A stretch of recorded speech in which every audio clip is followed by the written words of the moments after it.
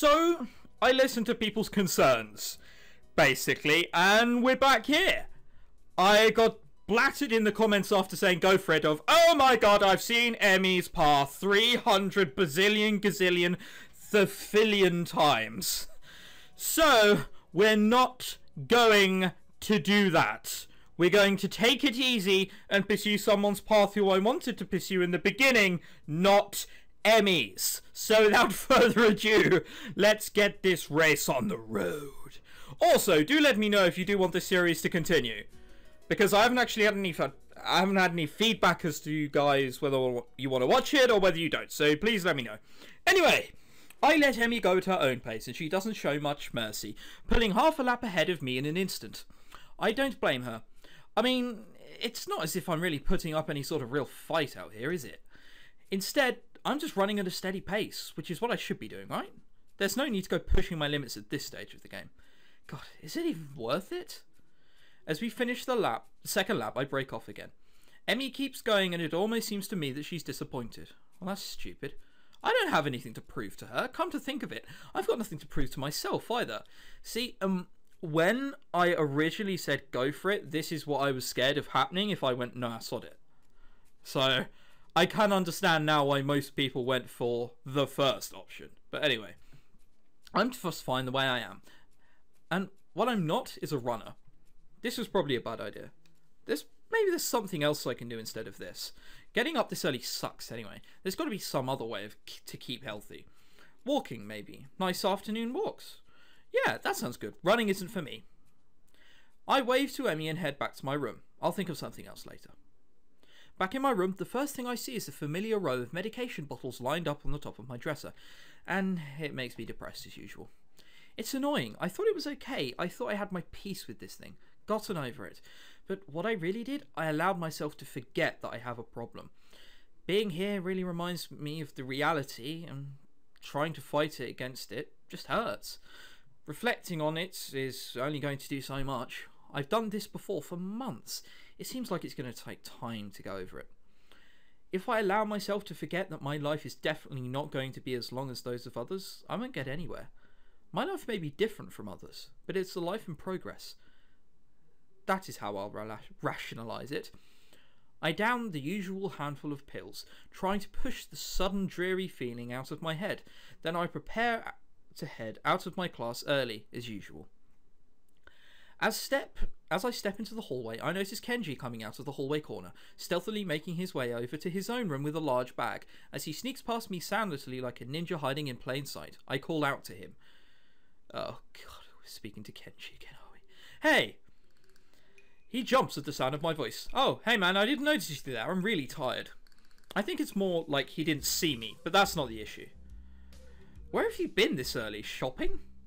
No, I wasn't shopping. Sometimes I have to visit the maths teacher. Yeah, I figured it would be a good idea to find out when the next exam is, since he tells you in advance if you want. So then, what's in the bag? I thought I'd go shopping while I was outside. I need supplies to continue the fight against the vast feminist conspiracy. Okay. That actually sounds like a truthful answer, which I can't say much against, worryingly. I thought you didn't go outside. I wear a hat now. What?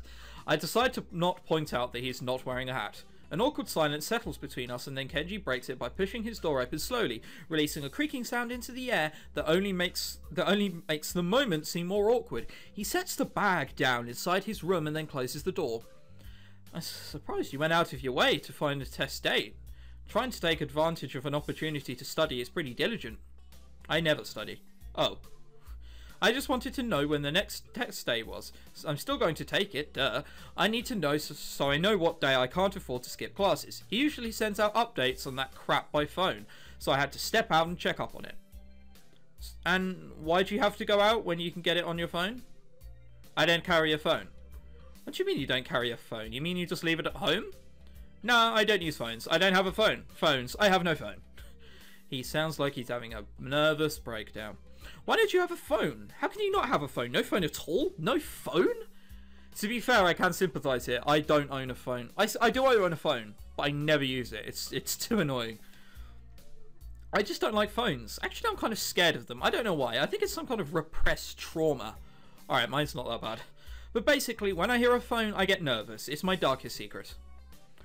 I have two theories on it. I have some fear of receiving some undefined, ominous, life-altering doom call, or I was beaten with a phone in the past. Beaten so badly I can't remember it. Beaten in the head. Well, where else would you get beaten with a phone that would make me unable to remember it? The arse? Unexpectedly logical. I feel very depressed now. Sensing this conversation is more or less over, Kenji opens his door again and prepares to head inside. Yeah, I'm going to sleep, dude. Have a good one. Class is going to start in like 20 minutes. I already did something today. Too tired to go to school. Hey, you need some lip balm? I accidentally bought 2 because I thought the store had started selling individual AA batteries. Thanks, but no thanks. Whatever, man. He swiftly enters his lair, finally letting me go to the class. Damn. For a change, I'm not among the first ones to come to morning class. Instead, almost everyone else seems to be here already. I recognise most of my class by their faces by now, though the names escape me still. It's not like you've been here a long time and you should know that at all, Hosao. It's fine. The class goes on lazily. I think I'm starting to get into the rhythm of school. I have even stopped worrying about taking notes and being overtly attentive. The first days I was pretty high-strung in class. Mewtwo finishes his high... You know what? We've done this before. So what I'm going to do, I'm going to skip ahead to where we left off. So yeah, we'll have fun doing that. We'll see you there. Hi guys, so you didn't actually miss that much. Emmy still invites you upstairs, but she admits that this time the lunch that she gives you, or gives herself, I can't quite remember, is the one she has from the day before that, where she slipped and then for some reason didn't eat. I know, right? And the reason she invited you up there is because she saw you lonely, walking off the track, and thought that you needed some sort of help, and you thought to yourself, oh, that's the most depressing reason ever. But... we've got through it, and hopefully now we're not going through Emmy's path. So, without further ado, let's continue this, shall we? Normal reading voice. The afternoon class passes. Once again, I find myself without a plan for something to do after school, so I head to the library to return a couple of books I finished reading. Walking inside, I see that there are about as many students here as there were on Tuesday, all the more evident from the most total silence enveloping the room. Oh.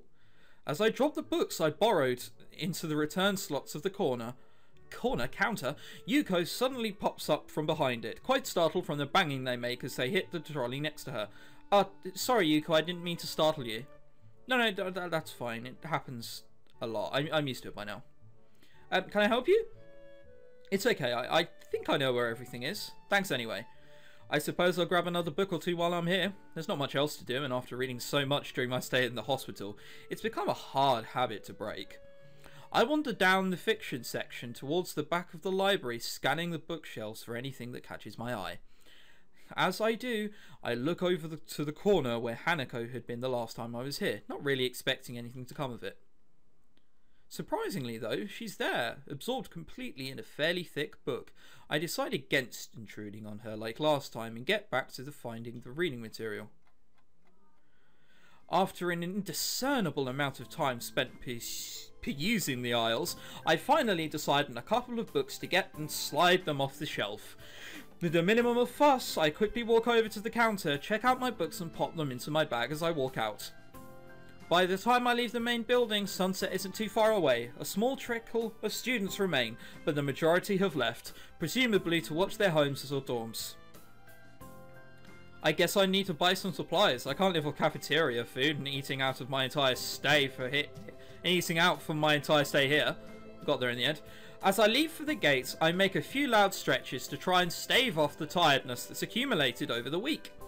Also, can I not go for Hanako if I didn't bother her at the library? I'm sure someone must know this, so if you could tell me, that would be brilliant. After passing through and rounding the corner though, I see a solitary figure walking downhill towards the small town below. The colour of her hair tapping of the cane and unmistakable. I quickly walk up to her, which seems to catch her attention without a word needing to be said. Hi Lily. She takes a moment to place the voice, slightly adjusting her head to face a bit more towards the source of my voice as she does. Hisao? Yeah, that's me. She seems to have a good memory for voices. The fact that she actually remembered is a pleasant surprise. Well, you'd think being deaf you'd hone on other senses. I mean, you know, if you put your hands in front of someone's eyes and say, guess who, they're probably going to guess who you are. Good evening, what brings you here? Once again, she gives a small polite bow, and once again I reply in kind before realising that I needn't do so. Just going into town, you?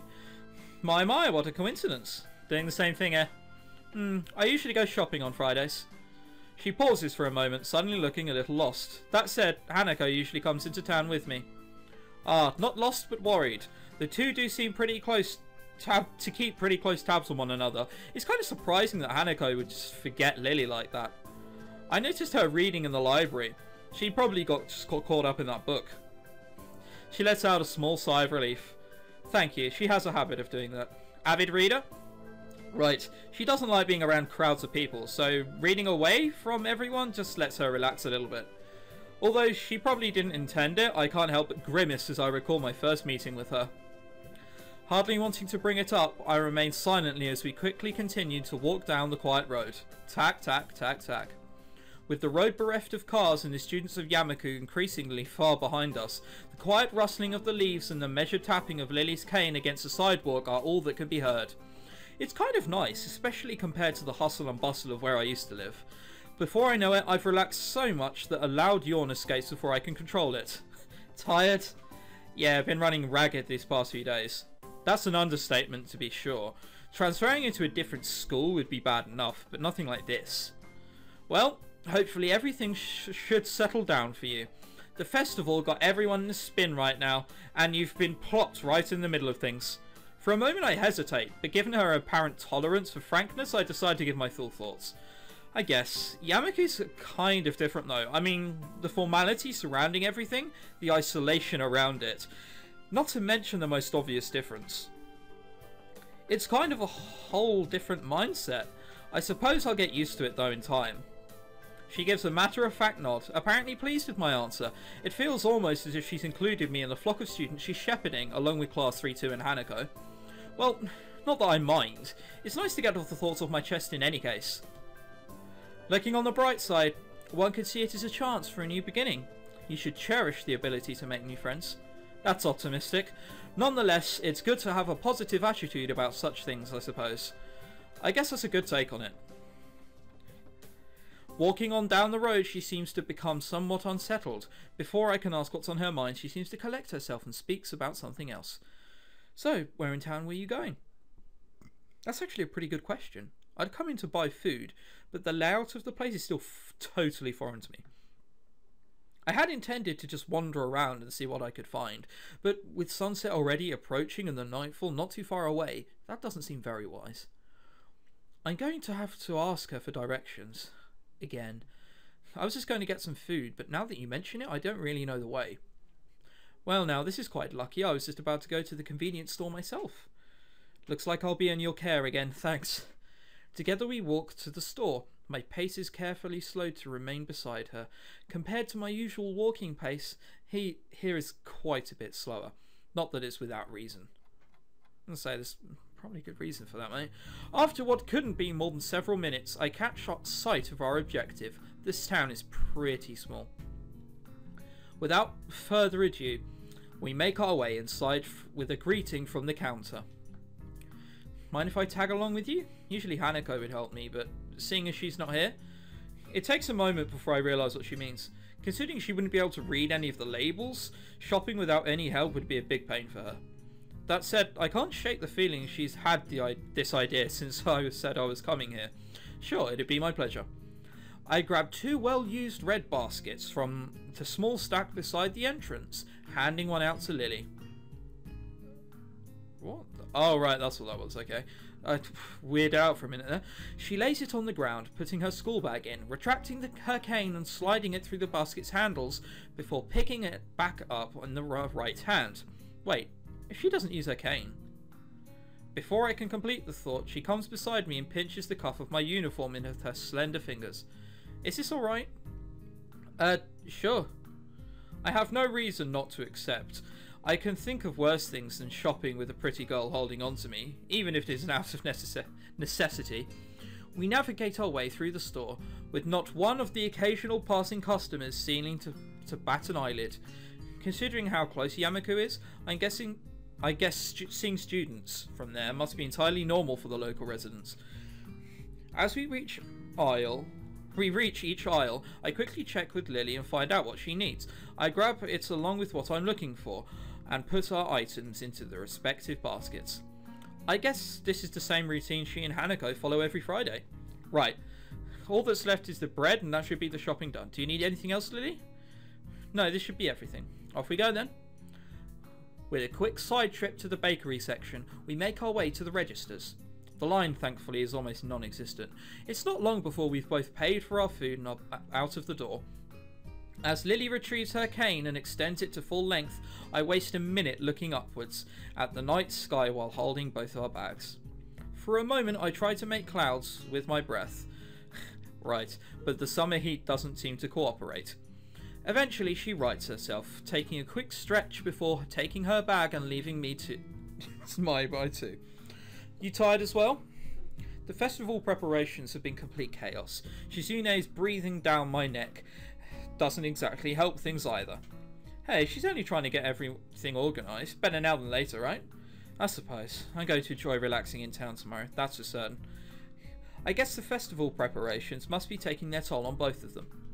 We walk out into the quiet street, talking between ourselves as we carry our bags of food and supplies from the store. Wait, what's that? I notice a very distinctive figure making its way towards us, silhouetted by the street lamps. For a second, I think it's another male student from my class, but as he, or should I say she, gets closer, I recognise her quickly. Ah, Rin. I thought for a minute it'd be Hanako. I don't know why. I did think it was odd that Hanako would walk all the way to here by herself, but clearly not. Rin, what are you doing out here so late? Rin? Lily perks her head, looking like she's trying to focus on listening more keenly. It suddenly comes to me that I should probably interpret the scene for her. It's Rin. Tezuka, I think, was her last name from our school. She stiffens at the name and gives a complicated-looking expression, something like a forced fusion of a composed smile and a painful cringe. Ah, I understand. I guess Lily knows Rin too. Rin turns to look at us, looking terribly out of it. I'm not entirely sure if she recognizes either of us, or at least she doesn't acknowledge it if she does. She looks like a zombie, or a statue of a zombie. But slowly some symptoms of understanding seem to light her dark eyes. This is something she must react to. Rin blinks once, very thoroughly. Hello. There is an awkward pause, everyone waiting for someone else to say something. What are you doing here this late? I was wondering about that myself too, just now. Some people asked that just before. I assume they were wondering the same. I didn't know. They didn't know either. I asked. That's why I'm wondering. So, that was pretty much it. It's a murder mystery without a murder. They were going that way. She turns facing to her right in order to demonstrate the direction the other people went, as if that was important, then rotates back like a mechanical puppet in one of those overly complicated clockworks. For a person who gives an impression of being the quiet type, Rin really does use a lot of words to say things that don't need a lot to be said. Unsure if she's finished, I say nothing, neither does Lily, who seems equally robbed for words for the time being. I think that both of us are in fact just scared that any response might provoke her to continue.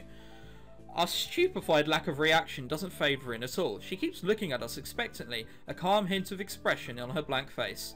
She seems that kind of person, always so relaxed and quite confused, as if ball elephant grade sedatives were flowing in her veins in the place of blood. Do you have amnesia? I don't recall you having anything of the sort though. No, I don't think it's that. The others passers-by were probably just worried though. You do look really lost. The way you're standing in the middle of the street. Oh, I see. Maybe I should have taken some other kind of pose in that case. I ponder for a while whether I chase this angle further or give up the sake of my own sanity. I decide on the latter. It seems that most of the time it's better not to read too deeply into what Rin is babbling about. Talking with Rin is like playing chess with a supercomputer who does seemingly completely random moves as if to mock everything you know about chess. It's like that, except with human interaction. It does seem like...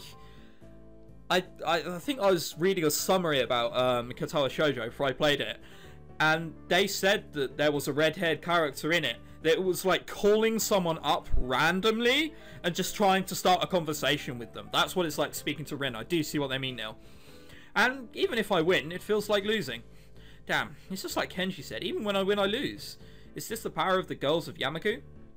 I push the thought aside, it's too dangerous to consider further. It's probably just Kenji's anti-female propaganda getting to me during a moment of weakness.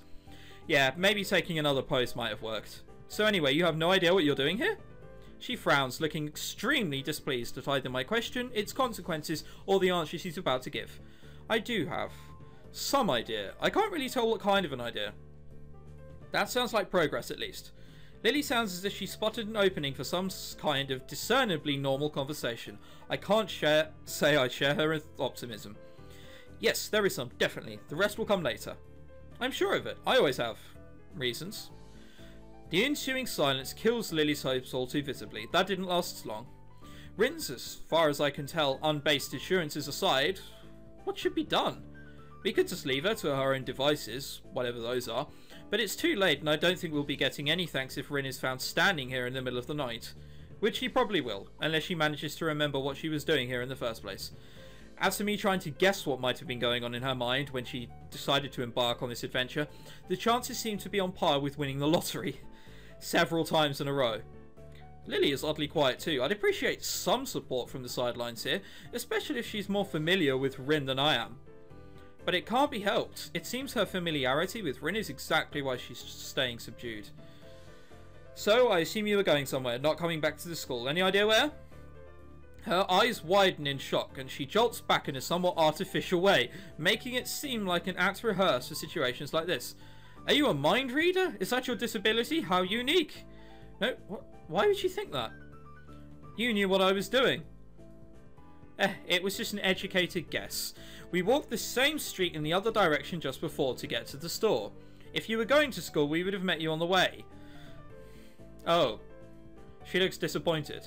Like Kenji, Rin appears quick to jump to completely irrational conclusions. Maybe it's something in the water here. I make a mental note to stock up on soft drinks. You know, that is the second time this week that someone asked if I was a mind reader. Do I really give off that impression?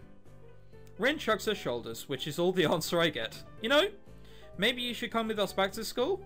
Lily interjects just as I'm about to further debunk my alleged mind-reading capabilities. She sounds rather concerned, the paper-thin smile on her face badly disguising that fact. Badly disguising? I think at this point Rin needs a little more than our help, dear lord.